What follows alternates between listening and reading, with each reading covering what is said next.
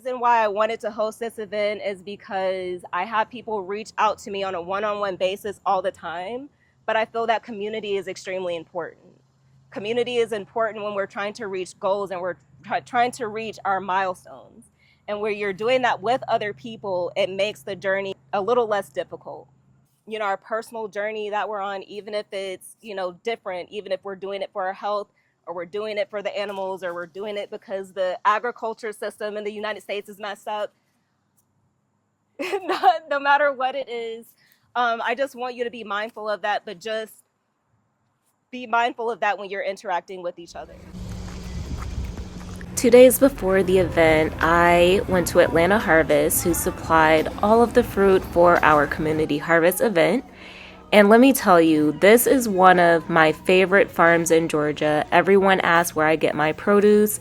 This is it. Everything from mushrooms to fresh grown tomatoes, collard greens, broccoli, kale, watermelons of all sizes and colors, as well as local honeys and spices. Today we are here for watermelons, cantaloupes, peaches, carrots, blueberries, blackberries, as well as a few other things for the community harvest event where we will be juicing, as well as having a Q&A for everyone to discuss their juicing goals.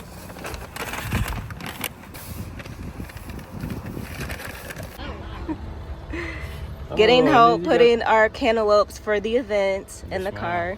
Thank you so much. On the way. You're welcome. Yes, Atlanta Harvest always comes through. Yes, ma'am. We got peaches and carrots, cantaloupe, and a ton of berries. One thing I absolutely love about Atlanta Harvest is the amazing customer service. I'm always asked if I need help bringing things to my car because, let's face it, when you juice, you use a lot of produce. They even help you pick out your watermelons. As you can see here, they have them ready for me to go. And let me tell you, these were the juiciest watermelons that I've had in a while. It's Community Harvest Event Day at Nourish Botanica, and I must say, I am so impressed with the plant shop. Although we'll be in the garden area, I wanted to give you a sneak peek to see all of the plants live, as well as floral arrangements that can be made.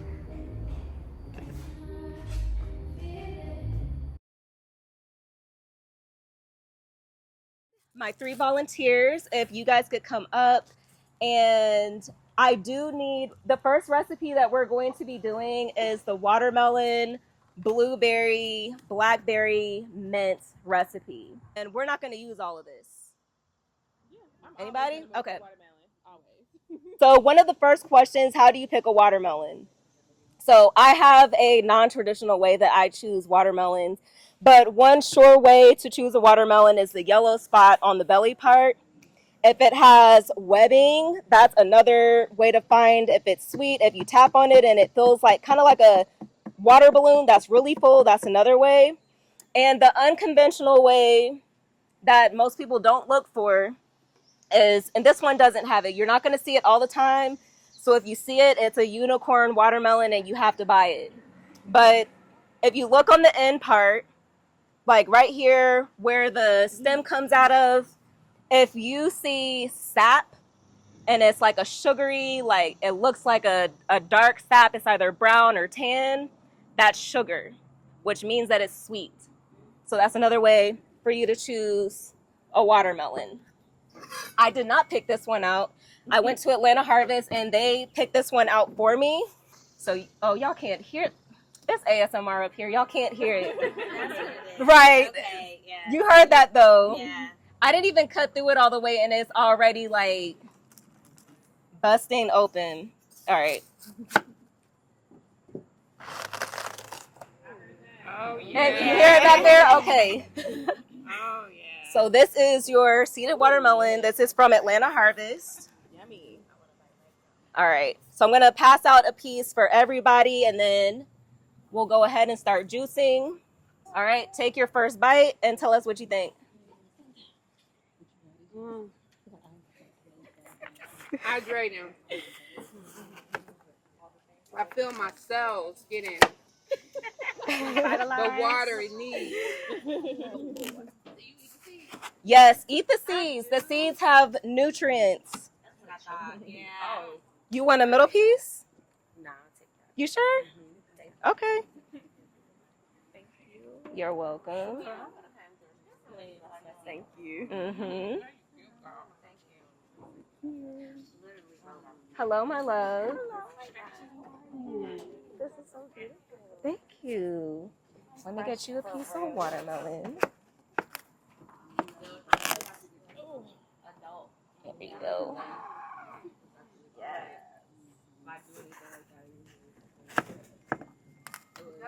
Right.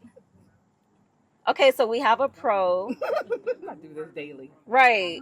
How often do you juice? Typically twice a week because I go through it. Twice a week. You can juice moringa. You can take the capsules. They have tinctures and oils that you can use. If you are trying to get your greens in, moringa is a great option. Chlorophyll, you can add a few drops of it to your water. That works as well. Only what you need, vegan protein. Mm-hmm. I like that. It doesn't upset my stomach. Are you familiar with that brand? Is it? Or I've heard of it, but I haven't done much research into it. So one thing that I love to do, Google is an amazing resource. Okay. Whenever I'm shopping at the grocery store and I'm kind of unsure about the ingredients or something, because a lot of times, especially with supplements, they will not list all of the ingredients. It's not required for them to do so. So we can actually look it up now. AI is an amazing tool. So that is a good brand. They said this one contains no lead. Yeah. I don't know. I love chocolate, and it's always vanilla options, and I'm over it. But no, I love the chocolate. It's really good. But it also says, however. But see, this is bad. But it is something that we do as humans when we're looking for something to just be in agreement with us. It's like we'll read the first part and then be like, okay, I'm good. Yeah. But it's always good to get additional resources. So one of the responses that came up whenever I posted the story about the protein powder, someone mentioned the California law P65, which is the proposition to where they have to actually have a label stating whether they have toxins, GMO, anything that might be harmful to the human body within their products. And this is one of the ones that was tested. And they said that this was in March of 2024. So this was this year. Oh, wow. When they said that their product does indeed contain lead. And they said this is a reproductive toxin and carcinogen under the P65 Act. Oh, wow. That's yeah. Yeah. So just doing the fastest way to do a search is type in the brand of whatever it is and put environmental P65 Act. And then you'll see what the results are from there. Thank you. All right, so this is all we're going to juice for this. All right, so this next juice is done. This one is the cantaloupe, peach, carrot. Does anybody want to try this one, or does anybody want their bottle refilled? Ooh. Come through. Thank you to my volunteers. I appreciate you. Yeah, this one has more peach in it. I was like, let me just. That's a good combo. Yeah.